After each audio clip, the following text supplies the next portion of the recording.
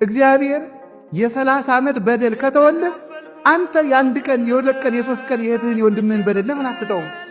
እግዚአብሔር ሁሉ ዳህ ትወልየን ሰርቀህ ዝም፣ ዘሙተህ ዝም፣ አመንዝረህ ዝም፣ ተሳድበህ ዝም፣ ደብድበህ ዝም። እግዚአብሔር ሁሉ ዝም ብሎ አይተዋል። እግዚአብሔር ዕድሜ ዘመንህን አንተን ችሎ የለም ወይ?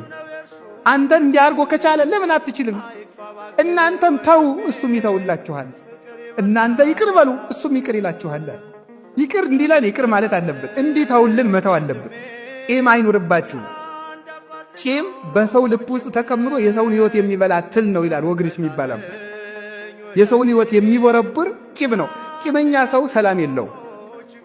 ራሱ ትል የቆሰነን አካል እንደሚበላ የሰውን ሕሊና የሚበላ በውስጥ የተከበረ አውሬ ቂም ነው። እንቅልፍ የሚያሳጣ ሰውን ባየነው ቁጥር አይምሯችን እንዲደማ የሚያደርግ ምንድነው? ቂም ነው። ሰላማዊ ሰው ማን ነው ካላችሁኝ፣ ሰውን ያልበደለ ሰው ነው። በሰው ቂም የማይቋድ እንዴት ብዬ ቂም ይጥፋልኝ ልንል እንችላለን። እንዴት ብዬ ቂም ይጥፋልኝ፣ የበደለኝ የበደለች ብዙ ነው ልንል እንችላለን።